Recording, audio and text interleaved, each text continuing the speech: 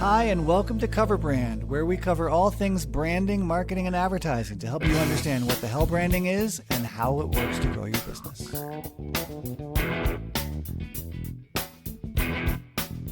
Hello, welcome, and welcome back. I'm Ethan Decker. Today I have with me Sima Ali from the Ali Law Group. How are you? Great. How are you, Ethan? I'm doing pretty good. The birds are chirping. It's a beautiful day. It's a good day to talk about branding and marketing and advertising, cover all that kind of stuff. Maybe throw in some 80s song references as well. I'm excited to be here. You had a question for me about launching a new brand from scratch almost. So tell me the hmm situation.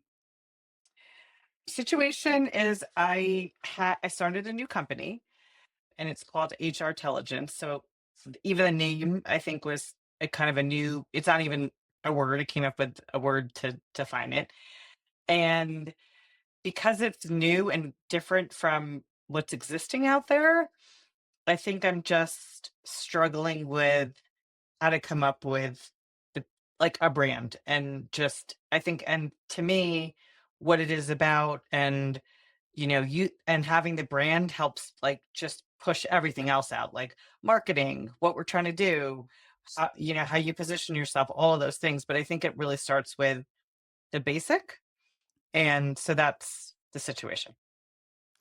You mentioned something in there, positioning. And we hear that a lot in the world of marketing. What's your brand hmm position? What's your positioning?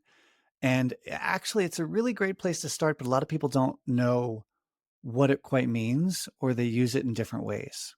So, really quickly, a position is your ideal spot in the market. okay. And one of the fundamental ways you do position yourself is by your price point. So, are you a luxury brand, a premium brand, a mass market brand, or a budget eco brand? Not eco, a discount brand. So, those are four basic positions in the market. And if you can think about where you want your brand to be, that actually determines a whole lot of your behavior.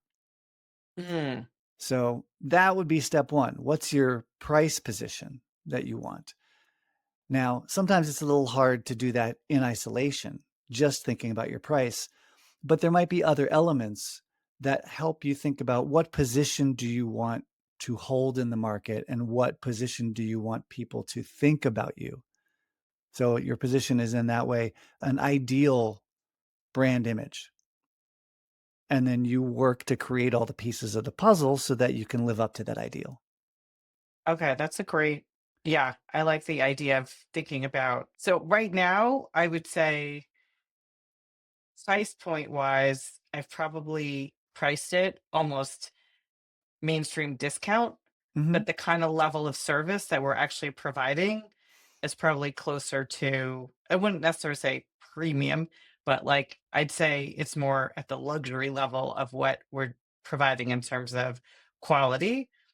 And it's not something that is absolutely necessary for people, but it's a extremely helpful and like useful add-on and for people who are in the HR field. Right, right, right. I sometimes hear people say, I want to provide luxury product quality, but at a convenient, affordable price or something like that. Mhm, And yet over and over and over, as I've seen companies try and do this, you really end up on the basic scale of price and quality being this kind of synonymous because mhm, that's also how people think. They think there's no way in hell I'm going to get a really amazing quality thing for a budget bargain basement price. There must be a yeah, catch. Scissors, something as simple as scissors. I don't know why I just came up with that. Why not? If you're you're so gonna good. right, but if you're gonna spend an arm and a leg on scissors, you assume they're going to be incredible quality Mhm, and just the performance and the feel and the finish and then even the brand is gonna make you feel somehow sexier and cooler because you're using these $140 scissors. Whereas if you buy a $12 pair or a $6 pair of scissors at Target, which is a mass brand, yeah, then you're gonna assume you're gonna get what you pay for. So it is very hard for people to think that they're going to get incredible quality at a cheap price. Now, that's not to say you can't come up with a new kind of pricing system so that you are offering a premium product or a premium service at a different price point. So, for instance, the transformation of what was it? CRM, from having to buy a $2 million system from Oracle to install on your own mainframes to being able to buy per seat for sale software as a service from Salesforce. That was a radically different pricing system. Mhm. But aside from a radical pricing change like that, what you want to maybe do, and this is a lovely exercise to start thinking about a new brand. What's the neighborhood you want that brand to live in, metaphorically? What other brands would you love to rub elbows with for your brand? Mhm. What other brands would you love your brand to be found amongst? Uh, I'm Okay. I'm doing this for a company right now, a client, and in fact, an example I thought of was the Fiji water girl who photobombed everyone at the Golden Globes a few years ago.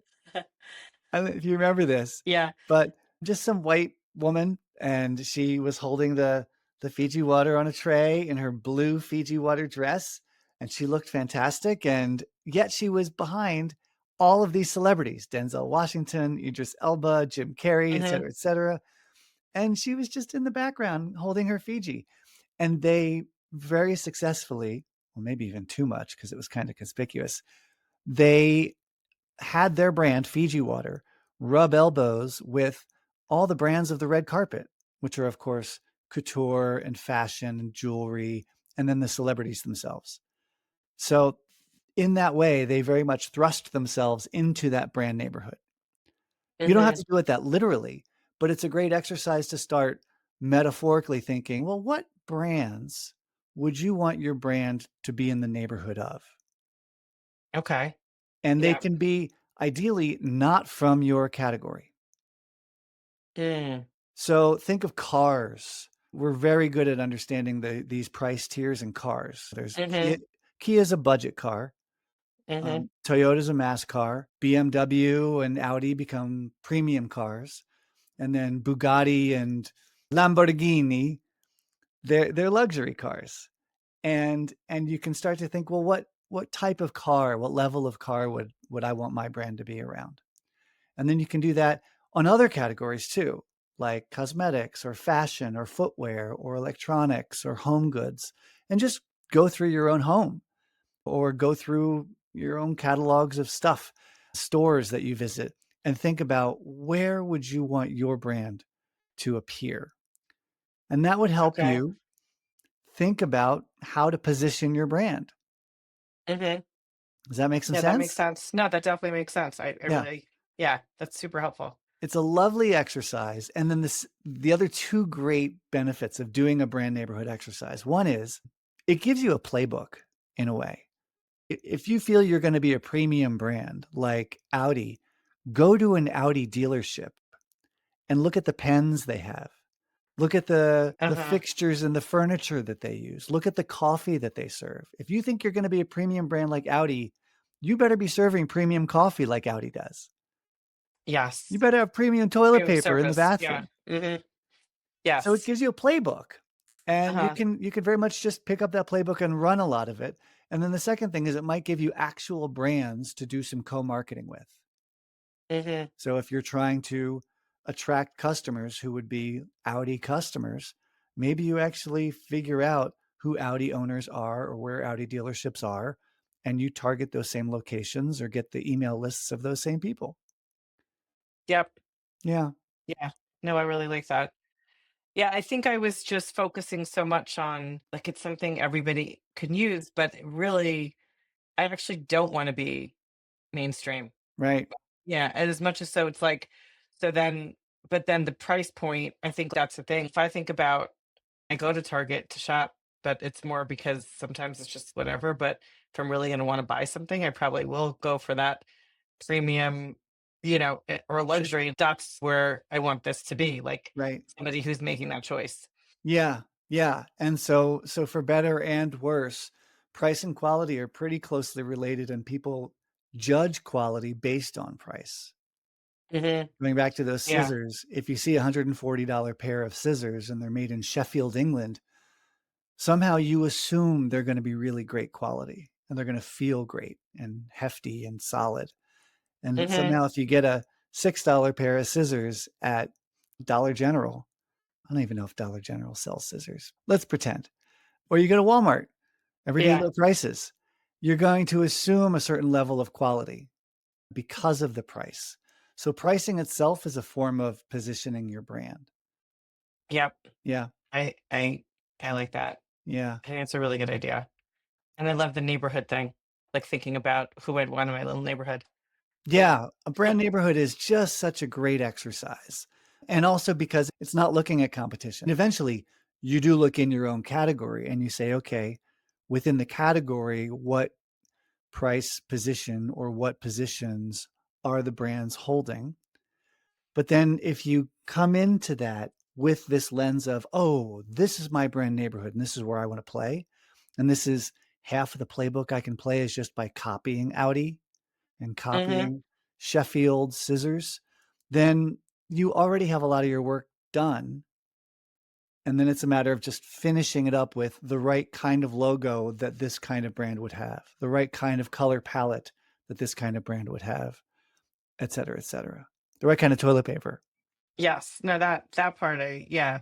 And they feel like, I mean, it could be, and that's the thing too. Sometimes I was like, oh, we spent so much time coming up with this logo and the color scheme, but I'm like, things could be changed. I don't think I need to go like it. That seems like it might be backwards, but I mean, it can also be fine. It's just a matter of making sure that we really like, even just talking about it, even thinking of it that way, it makes more sense as to like the why and Yeah. who my target audience would be. Right, right, right. Yeah, start from the outside and then move in. Don't start from what the logo means to Mhm. you. Doesn't matter what the logo means to you. And in fact, you're right, you can change it up and no one's gonna notice because there's really you haven't built up any equity in No, that logo. You haven't I mean, yes, you've probably spent some yeah, a money little on it bit. and it's on your It's website, not, but yeah, nothing. The biggest thing is the name and doing like protecting the name itself and also protect it's content. So yeah, in the content, making sure there is that's the important piece. yeah, But yeah, I think how to thinking of I never thought about that. I think that's a great thinking of it, like, where do I even wanna be yeah, before. Yeah, yeah. Good. yeah, Well, I'm glad yeah. that was helpful. So helpful. I I know loved we it. have so many other elements of starting a new company, and we didn't even talk about your target and understanding your audience. That's vital. We didn't talk about the offering, the combination of price and product and service and location. We didn't talk about the actual logo, which matters and is Mhm. important. It's not everything, but it's vital. But we can get into those next time. But I think this was a great lesson in starting with that notion Such of a good lesson. Yeah, I loved what's it. I like yeah, a good what little nugget position of are you? information. Yes, Yeah. I think it's a great question So do a little brand and a good neighborhood answer. for yourself and find out who are your Yeah. neighbors? Who are your desired ideal neighbors? You're not Okay. there yet, I but love you'll it. get there. That's the I'm gonna point. get there. I'm gonna get there. I mean, also to think about for my personal brand because I'm rebranding myself now. Yes. I love that. Amen. Perfect. Well, Yeah, Seema, yeah. great to talk with you. Thanks for the chat. Oh yeah, and I'm looking forward to seeing you in person soon. Excellent. Yes. All I'll see right. you soon. All right. Take care, Ethan. Bye. Bye. Thanks for listening. If you enjoyed this, please subscribe to the podcast. And if you want to learn more about brand science, head on over to appliedbrandscience.com. Also, if you got something out of this episode, think of one person who might also get something out of it and send it to them as a way of saying, hey, thinking of you.